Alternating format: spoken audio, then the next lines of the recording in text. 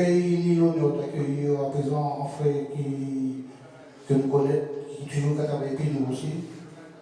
Et je vais annoncer tout de suite le frère Macandal. Alors, nous avons échangé toujours dans le même thème, la libération africaine, donc la diaspora, la 6e région, et puis surtout libération nationale. Ça aller ensemble. Donc, je vais annoncer le frère Macandal. Yes, sir.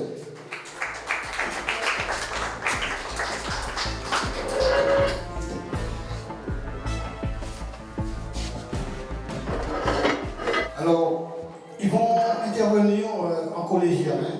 Donc, il y a M. Kéka et le frère Ignace. Ok. Donc, c'est les noms réels, monsieur. Bientôt le 27, là, en Guadeloupe, là, il célébrer révolte en Guadeloupe aussi. Donc, en Guadeloupe, tu dis le commandant Ignace. Donc, ok. Les frères dans leur intervention.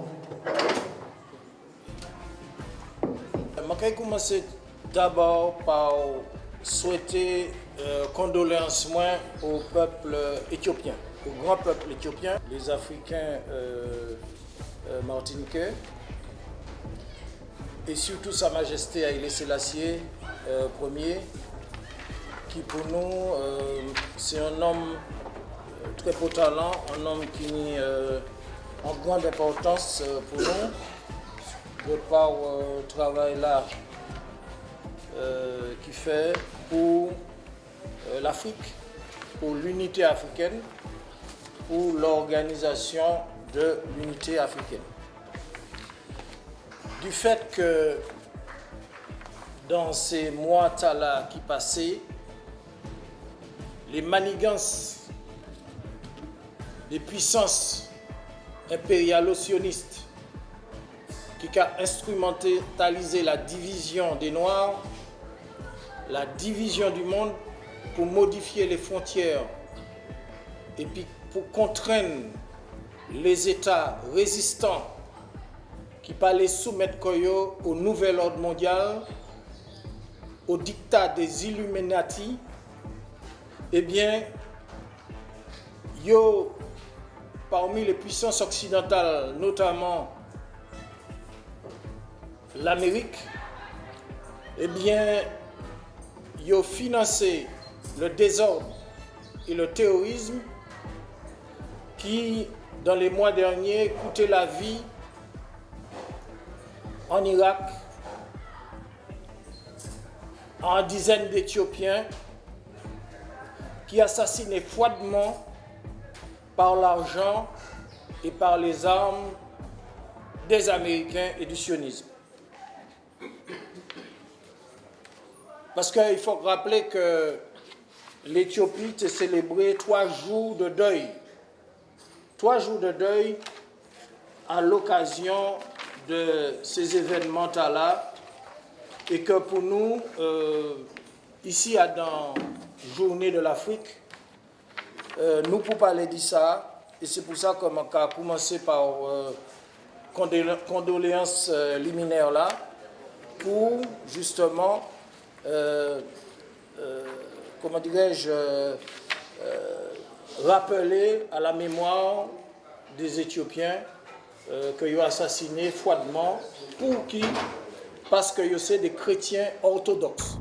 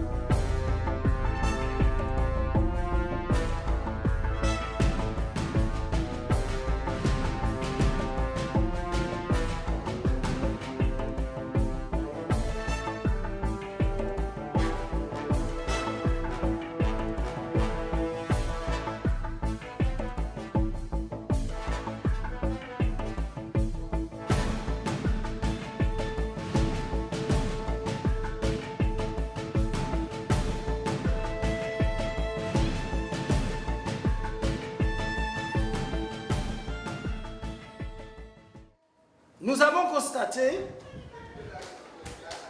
qu'il y a un faux panafricanisme qui a commencé en 1946. C'était pour flatter l'ego des nègres par des concepts que Yol Soninka a dénoncés, mais en même temps pour nous enfoncer le poignard maçonnique dans le dos du peuple. Et c'est ce qui s'est réalisé. Et donc, nous avons constaté qu'aujourd'hui, dans le mouvement panafricaniste, il se développe d'autres formes de déviation sur lesquelles nous ne devons pas transiger. Si nous sommes fidèles à Sa Majesté Haïlé Sélassié et si nous sommes fidèles aux principes fondamentaux de l'organisation de l'unité africaine. Parce que sous le patronage de la manipulation dans le peuple noir, Israël et le sionisme jouent son jeu, donc Babylone, à travers des investigations.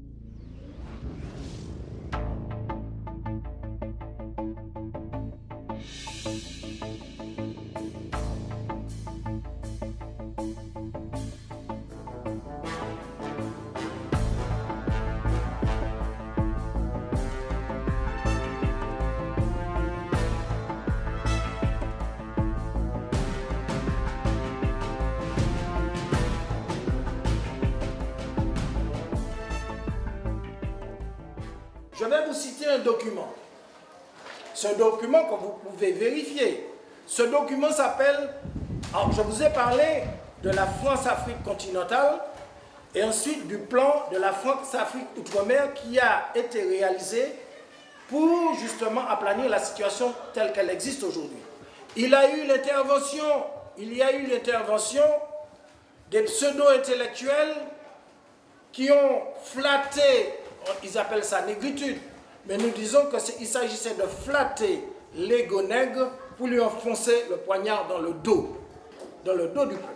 Mais une autre génération s'est développée à un moment qui se heurte à nos valeurs, qui se heurte à nos valeurs africaines, qui se heurte à nos valeurs éthiopiennes, qui se heurte à nos valeurs orthodoxes. Par exemple, je vais citer un personnage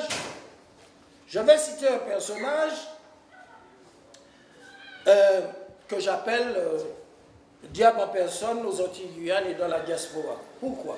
Donc, je vais vous remettre un document et vous pourrez chercher sur Internet les éléments de ce que je dis dans une vidéo. Donc, qu'est-ce que nous pouvons constater à travers cette démarche? Eh bien, il y a un faux panafricanisme extrémiste, afrocentriste, placé sous le patronage sioniste de Babylone, des francs-maçons, du nouvel ordre mondial, des Illuminati, de la reptilienne d'Angleterre, de la reptilienne mère d'Angleterre et des services secrets du M6 anglais et des Sayamin israéliens liés au Commonwealth Bank et State qui font ce travail. Eh bien, je vais vous donner quelques éléments sur les positions de ce pseudo-panafricanisme extrémiste. Eh bien, il y a certaines personnes qui, dans leur théorisation de cette forme de panafricanisme, ils remettent en question quelque chose d'essentiel. C'est-à-dire, nous savons qu'il a été initié les États-Unis de l'Afrique. Et même le symbole de la monnaie est connu de nous, c'est l'afro. L'afro, monnaie, future monnaie des États-Unis d'Afrique. Eh bien, dans le projet sioniste des sionistes noirs, eh bien, ils rejettent l'afro. Ça veut dire qu'en rejetant l'afro, ils rejettent le projet de Sa Majesté Haïlé Sélassié. Ils prennent une voie tafarakou, une voie divergente, une voie pour nous diviser. Ils refusent cette monnaie l'afro et ils viennent nous dire dans leurs conférences que non, l'afro, non, il faut employer la monnaie de Kemet. Alors que les principes de l'organisation de l'unité africaine nous unissent, qu'on soit animiste, qu'on soit chrétien, qu'on soit musulman, quelle que soit notre appartenance africaine. Mais avec leur particularisme, le sionisme noir vient nous diviser. Parce qu'on se reconnaît dans cette monnaie l'afro, mais Kemet, disons, ce sera la monnaie du pharaon Kemet. Donc je vous laisse apprécier cet argument. Aujourd'hui, ce qu'il y a aujourd'hui, c'est que il y a cette problématique de la constitution de l'Union. Il ne faut pas présenter, comme je l'ai dit à la télévision libyenne, il ne faut pas présenter le projet de l'Union comme un projet à faire, parce que ce serait mentir vis-à-vis du continent. Le continent a émergé par un projet d'union qui a marché, c'est-à-dire l'État pharaonique, c'est 42 régions qui se sont associées pour créer une puissance, qui s'appelle la puissance de Kemet, c'est-à-dire que ce projet-là d'union, c'est un projet du passé qu'il faut pouvoir réactiver. Le drapeau noir, rouge, vert, qui est le drapeau de l'Afrique, et le drapeau rouge, vert, noir de l'Éthiopie pour l'unité africaine, eh bien, les sionistes afrocentristes déclarent le renier, ce drapeau-là. Et le drapeau noir, rouge, vert. Ils déclarent le renier et remplacer ce drapeau de l'unité africaine du fondateur Sa Majesté Haïlé Sélassié et des gouvernements unis de toutes les républiques et royaumes et obédiences africaines par l'union des États pharaoniques de Kemet.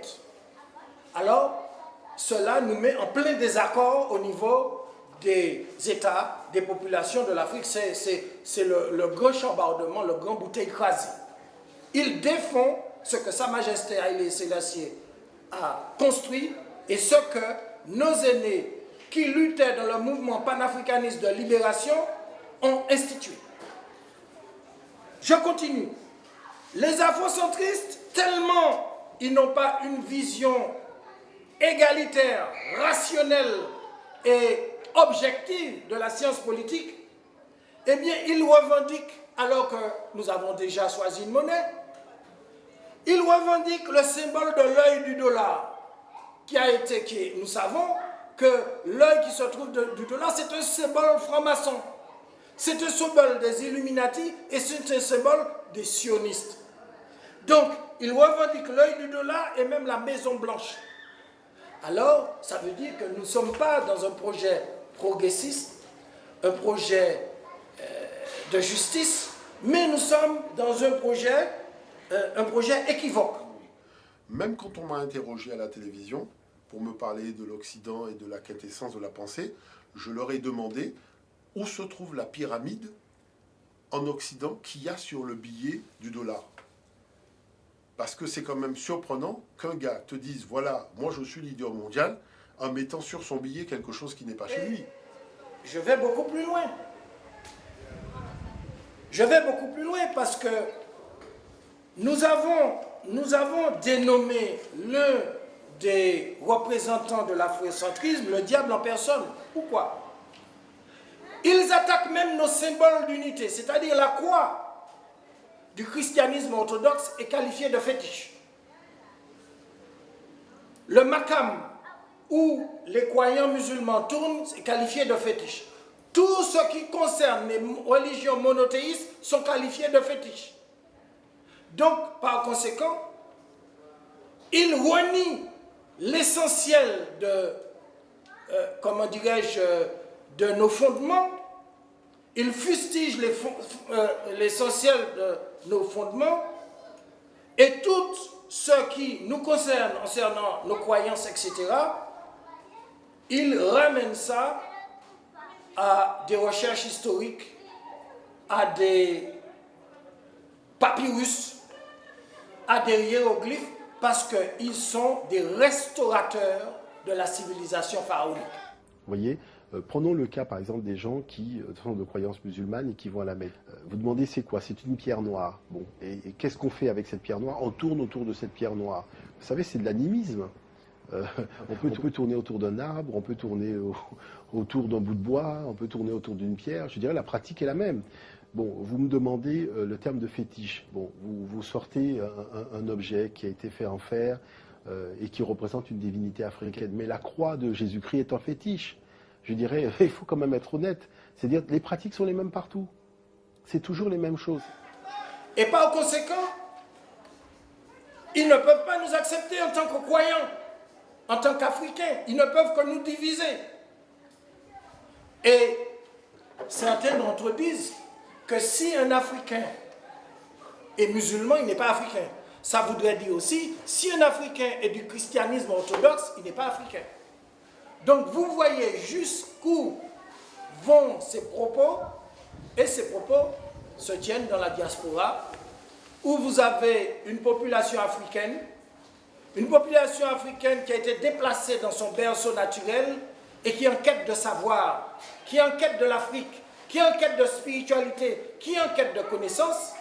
Mais d'après nos recherches, il y a des centres de manipulation qui se trouvent aux USA, aux mains des sionistes et en Israël, qui forment un certain nombre de choses, un certain nombre de gens et qui les financent pour venir dans la diaspora pour créer cette division, cette confusion et cet équivoque.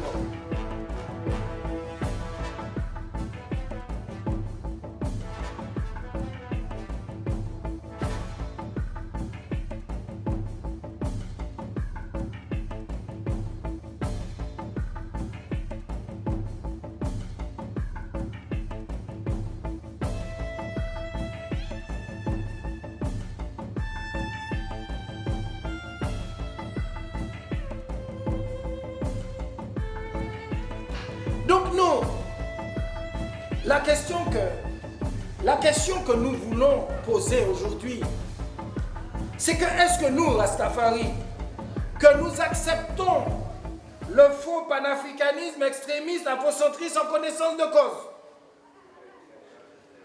et que certains des nôtres semblent soutenir des gens qui taxent notre chère religion du christianisme orthodoxe et des autres messages divins, religions monothéistes et symboles, de fétiches animistes.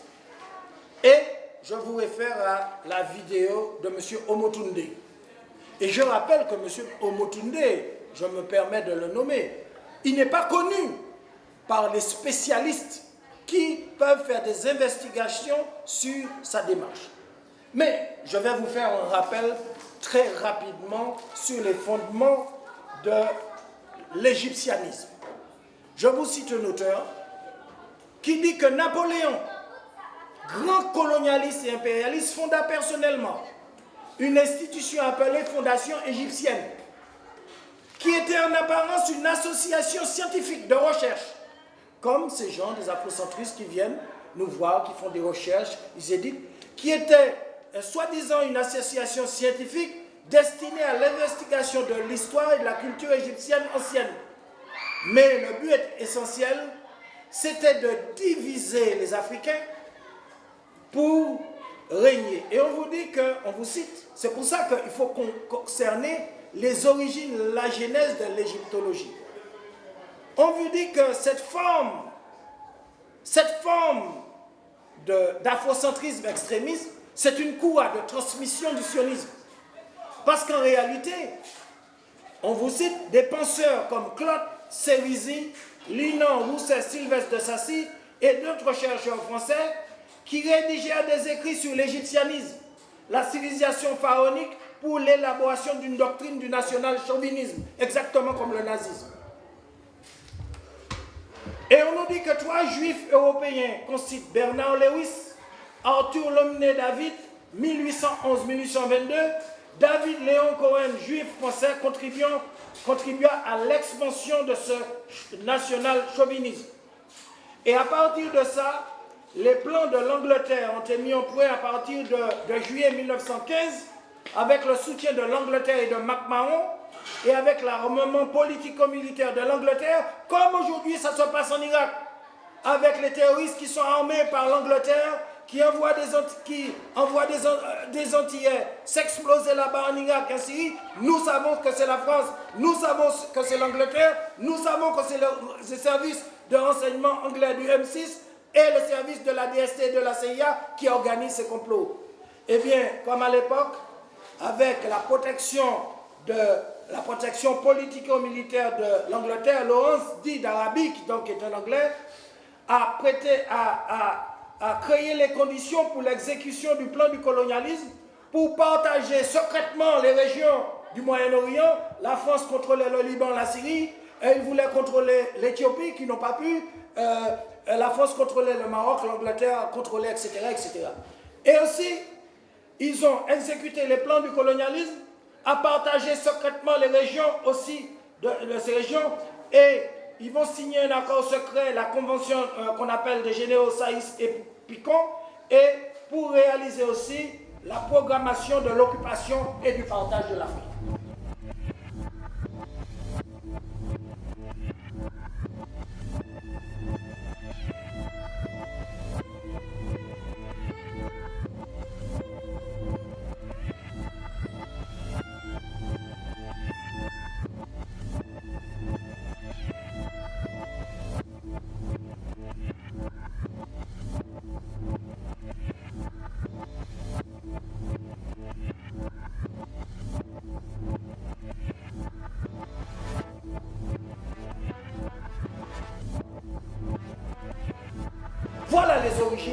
Voilà les origines de l'égyptianisme, voilà comment les choses vont commencer et voilà les manipulations du sionisme.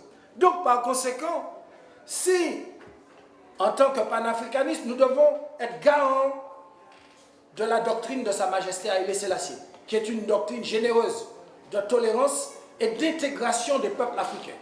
C'est pour cela que nous disons qu'il faut invalider l'extrémisme qui conduit à cette division et le faux panafricanisme. Par conséquent, nous devons, nous interroger à partir de, je vous renvoie aux vidéos de ce monsieur, Omotunde, voilà ce qu'il dit, sa vidéo, l'escroquerie religieuse mise à nu par Philippe Omotunde. Ça veut dire que nos religions, c'est une escroquerie.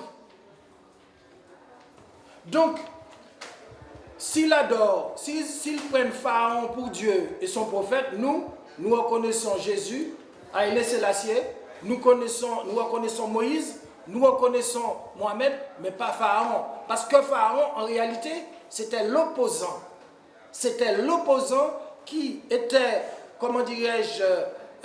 imprégné d'une philosophie et il contrecarrait les messages divins parce que il ne voulait pas, il se prenait lui-même pour Dieu et c'est pour cela qu'il persécutait les Juifs, il persécutait. Nous ne voulons pas édifier un État noir sur la base du fascisme ou du racisme. Le modèle initié par Sa Majesté Haïlé Sélassié pour la compréhension et l'intégration des peuples noirs et des peuples africains nous suffit. C'est pour ça que je pose la question.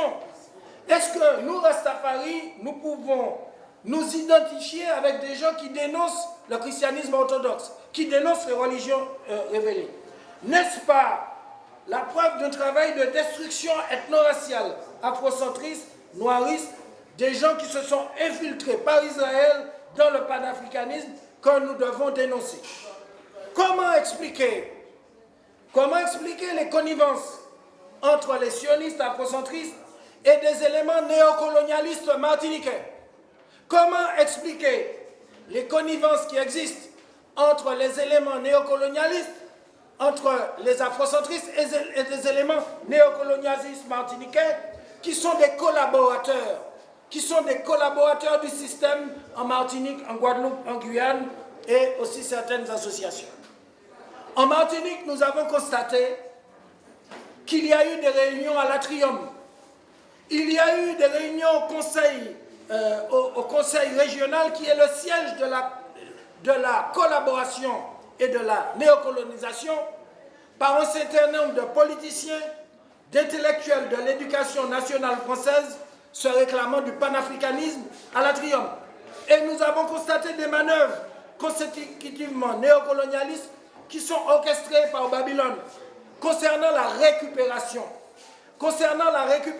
de la réparation des intellectuels inféodés à la franc-maçonnerie, alliés aux afrocentristes qui dénigrent, qui veulent dévier l'orientation du panafricanisme, qui n'ont aucune représentation politique et démographique, qui, dans la diaspora, sous la houlette du sionisme, ils œuvrent à la récupération de la réparation. Officiellement mise en place hier au Conseil général.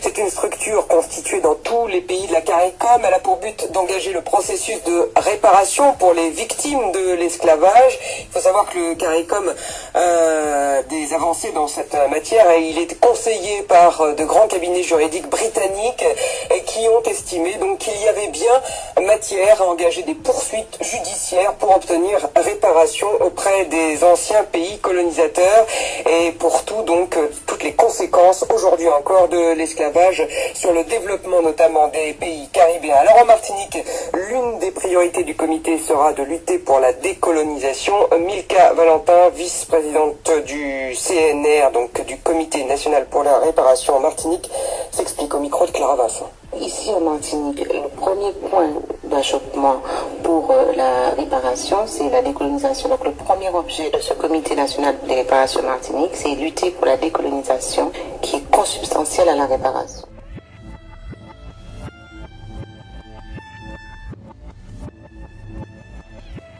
Ils œuvrent à la récupération de la 6e région d'Afrique. Je vous ai dit que les élites politiques néocolonialistes, pseudo-africanistes, veulent dévier le processus des évolutions de la 6e région d'Afrique. Et donc, la 6e région d'Afrique met dans l'embarras le système colonial quant à son avenir. Parce que lorsque nous, en tant qu'État, nous serons intégrés à l'Union, africaine, il y aura un processus de pression diplomatique et politique qui vont obliger les colonialistes à décoloniser et à déménager de cette occupation. Donc, déjà, et comme ils œuvrent pour le continuum, ils ont peur du continuum de la décolonisation et ils veulent chercher des chemins détournés avec leurs élites et leurs politiciens néocolonialistes qui gesticulent auprès de la réparation, des commémorations, des marches et tout. Et donc, il faut savoir qu'en réalité, il n'y a pas de démocratie dans la colonisation. Il n'y a pas d'élection valide dans le cadre d'une occupation, dans le cadre d'une colonisation. Les élections sont invalides. Ce sont des élections qui sont imposées comme le nazisme a voulu imposer des élections aux Français dans la France occupée. Pour nous, ça c'est à mettre à la poubelle. Bon. La 6e région d'Afrique est importante parce que nous, en tant qu'Africains, en Martinique, en Guadeloupe et en Guyane, nous pouvons solliciter la médiation des tiers internationaux. C'est-à-dire que nous ne serons pas dans des relations contractuelles avec la France et qu'il y a entre nous des collaborateurs néocolonialistes. Il y aura des tiers internationaux, d'autres parties, qui vont s'asseoir de notre côté pour réclamer des exigences à la France, donc un calendrier. La 6e région d'Afrique nous donne des perspectives pour exiger de la France un calendrier de retrait des colonies pour résoudre le conflit d'intérêts entre l'impérialisme et les dernières colonies. Je précise, un calendrier de retrait. Bon. Deuxièmement, c'est-à-dire que la médiation tripartite ou multipartite des États de l'Union africaine, des États de l'Asie, d'Afrique, du Sud, etc., ipso facto mettra en accusation formelle le colonialisme, y compris ses collaborateurs néocolonialistes, et ferait émerger notre vrai peuple combattant qui puisse représenter ses intérêts et son pays. Cela, les colonialistes et les néocolonialistes qui ont fait un deal, un pacte pour le pouvoir et pour conserver cette étendue des océans sous le contrôle de la France. Ils ne veulent pas entendre parler, mais ils veulent dévier. C'est-à-dire aussi, il y aura la reconnaissance des crimes contre l'humanité et cette nécessité de, comment dirais-je, de réparation au développement.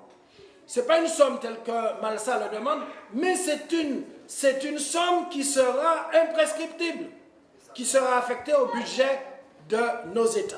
Et il n'y a pas de réparation sans décolonisation et autodétermination.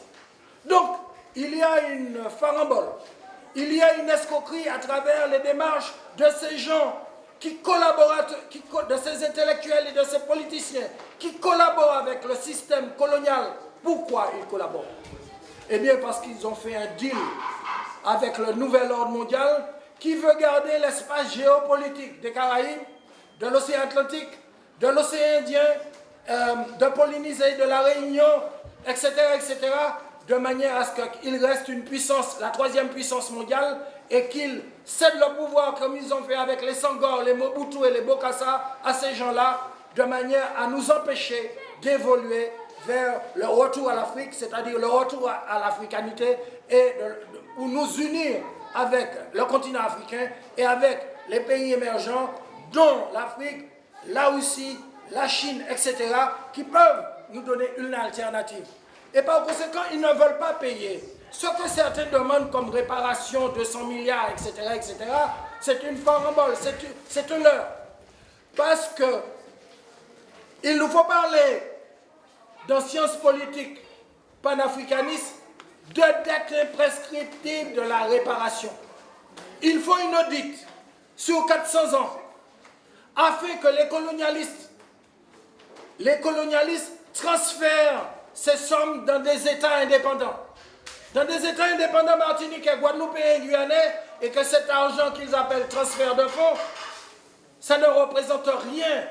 Ça ne représente rien par rapport à la dette en réparation. C'est une dette en réparation qui sera calculée sur 400 ans et qui sera injectée dans les budgets des États en Martinique, en Guadeloupe et en Guyane lorsque nous serons réunis dans une communauté avec la Réunion, avec la Nouvelle-Calédonie, avec la Polynésie, avec tous les pays du Pacifique et de l'océan Indien, et lorsque nous pourrons tourner le dos aux colonialistes en leur disant que ici nous allons rétablir les langues africaines, nous allons rétablir l'amharique, nous allons rétablir le swahili, et que la seule condition de garder des relations normales avec vous, ex-colonialistes anglais, français, etc., c'est que vous payez cette dette qui sera versée au budget des États.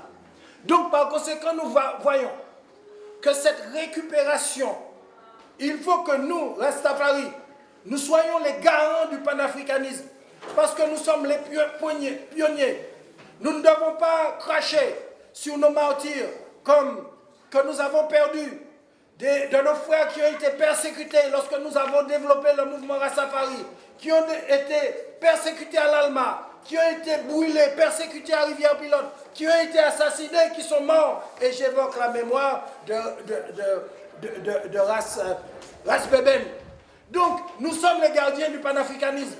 Et nous sommes les gardiens du panafricanisme. Nous sommes la clé et la serrure du panafricanisme. Ceux qui ne passent pas par nous pour le panafricanisme et qui cherchent des voies déviantes, ils resteront dehors.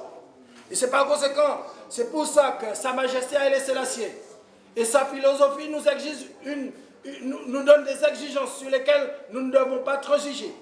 Et notre but, ce n'est pas de combattre nos frères, mais nous avons une charte. Nous avons une charte. C'est de leur ramener à apprécier le fondement de cette charte, autour de cette charte, on peut créer des constitutions pour la Martinique, pour la Guadeloupe, pour la Guyane, etc., etc., etc. On peut créer une économie. On peut inventer une éducation nationale.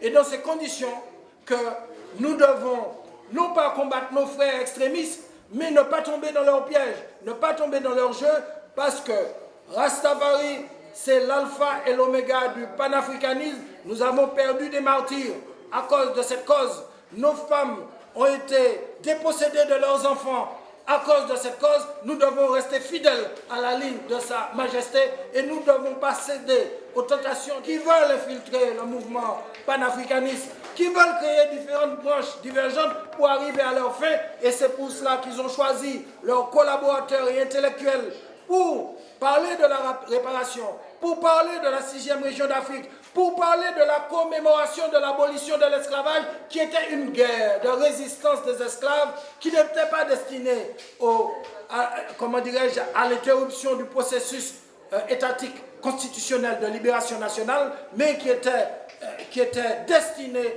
à fonder un État martiniquais, guadeloupéen, guyanais, sur la base de la philosophie africaine, l'économie, la culture africaine. Donc, par conséquent, il faut savoir que toutes ces arguties des intellectuels et des politiciens, nous ne devons pas tomber dans ce piège. Et nous devons ramener nos frères à la raison. Parce que nous n'avons pas des ambitions politiques en dehors du canon de Sa Majesté Haïlé Sélassié et du canon de l'OEA. Si des gens, en traitant avec un tel ou un tel, au Conseil général, sous l'étiquette de la réparation ou de la 6e région d'Afrique, veulent le faire, et bien qu'ils s'engagent personnellement à leur risque et péril de trahir les objectifs de l'organisation du peuple noir et trahir les objectifs de Sa Majesté Haïlé Sélassié. Cela ne veut pas dire que nous ne devons pas être diplomates. Intégrer ces structures pour les ramener au point central, pour les ramener à la Constitution, pour ramener les brebis égarés à la maison de Sa Majesté Haïlé Sélassié et à la maison du panafricanisme. C'est pour cela qu'ils préfèrent nous enfoncer dans une tutelle d'assistanat, et c'est ce qui se passe, la même chose qui s'est passée avec Sédar Senghor, Jacques Foccart et le général de Gaulle, c'est ce qui se passe à l'Assemblée unique en ce moment. Bon. Et vous savez qu'il est important de considérer que la 6e région d'Afrique va renforcer la question de fondation des États autodéterminés, indépendants, qui seront rattachés au continent africain. Rattachement continental des États des Africains de la diaspora à la mère patrie. Et je crois que ce n'est pas dans le sens qu'a parlé le prêtre frère Bobo Chanti, qui ne croit pas à la 6e région d'Afrique. Nous, en tant que sciences politiques Bocaï, nous y croyons. Nous y croyons à la réalisation des États indépendants et au rattachement, parce que nous ne pouvons pas être rattachés en tant que Français à l'Afrique. C'est en tant qu'Africains, dans le cadre de nos États indépendants, que nous pouvons être rattachés à l'Afrique et rattachés aux pays émergents comme le Brésil, la Russie, la Chine, la Russie orthodoxe, le plus grand, puissant pays orthodoxe, pour nous aider à contribuer à notre développement dans le cadre d'une communauté économique des pays insulaires. Bon. Et donc, il y aura une possibilité aussi du rapprochement et de regroupement des familles noires qui ont été éloignées et dépassées du fait de l'exil, de la traite négrière et de l'esclavagisme. Et donc, par conséquent, il y a une nécessité de la 6e région d'Afrique qui est légitime, comme une nécessité de l'organisation des pays africains et des pays d'Asie, d'Afrique, d'assistance au peuple africain de la diaspora en danger. Nous sommes nous vivons un danger de génocide par substitution. Et donc, par conséquent, c'est pour cela que nous savons que même Hugo Chavez a travaillé en ce sens. Beaucoup de chefs d'État ont travaillé en ce sens. Et par conséquent, nous savons que dans la Caraïbe, il y a à Sainte-Lucie, à Dominique, un certain nombre de collaborateurs néocolonialistes qui sont encore sous la tutelle de la reine d'Angleterre et du Commonwealth et qui exploitent dans ce pays les Rastas, les Africains, qui ont empêché de réaliser l'africanité. C'est la bourgeoisie qui contrôle et qui a dominé le peuple Rasta pour empêcher de réaliser l'idéal de Sa Majesté Haïlé Sélassié pour la grande révolution telle qui était prédite par Marcus Garvey. Et par conséquent, il faut que nous tenions Belarel là ici, parce que, comme on a dit, il faut que tout le monde sache que Rastafari, c'est la clé et la serrure du panafricanisme. Si on prend une initiative panafricaniste et pour ne pas passer par Rastafari, eh bien on peut arrêter de haut. Donc, symboliquement, ces prises de conscience là, comme on les baille, pour nous comprendre que nous ne pouvons pas faire sentiment. Nous ne pouvons pas faire sentiment, c'est un problème fondamental et que faut nous former comme nous, et il faut que nous former le peuple là, et qu'il faut que nous prenions contact, et puis tous les jeunes mais qui nient en disant l'Afrique, pour nous demander d'entrer dans ces quartiers, entrer dans les 34 communes, en Guadeloupe, en Martinique, en Guyane, pour simer la bonne parole, éduquer, former les gens sur le plan du droit, sur le plan de sciences politiques, sur le plan de panafricanisme, pour que le peuple nous réintègre l'africanité et pour que nous libérions. Ce n'est pas une affaire sentimentale, ce n'est pas une affaire ludique, ce n'est pas seulement une affaire de musique, ce n'est pas seulement, mais c'est une affaire où nous engageons pour notre patrie, l'Afrique, afin de défendre ses intérêts, même au prix de notre vie et pour l'avenir de nos fils et de nos petits-fils.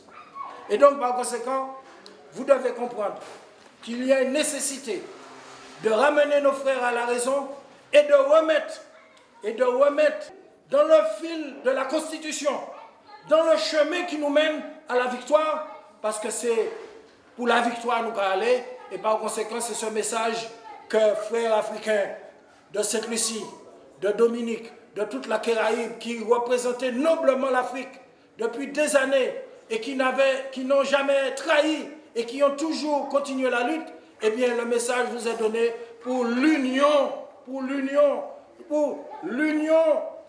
l'organisation de l'unité africaine et pour défaire la France-Afrique outre-mer et la néocolonisation qui est en fait un projet du nouvel ordre mondial et des Illuminati pour nous faire disparaître en tant que nation, pour nous faire disparaître en tant que peuple, parce que ceux-là même qui aujourd'hui, soi-disant, font des démarches, des manœuvres, ils n'ont jamais mobilisé notre population pour qu'ils soient avertis de ce que c'est l'intégration à l'Europe. Parce que ils nous ont, par le biais de l'éducation nationale maçonnique, emmenés à déserter la race africaine jusqu'à ce qu'ils acceptent que nous soyons africains devenus européens. Donc nous allons vers un génocide par substitution. Nous allons vers une destruction et nous devons prendre le chemin de la résistance et dont la conscientisation, c'est la mère des batailles. Et la mère des batailles, ce n'est pas la violence. La mère des batailles, c'est la culture, c'est la conscientisation, c'est l'unité et c'est la spiritualité.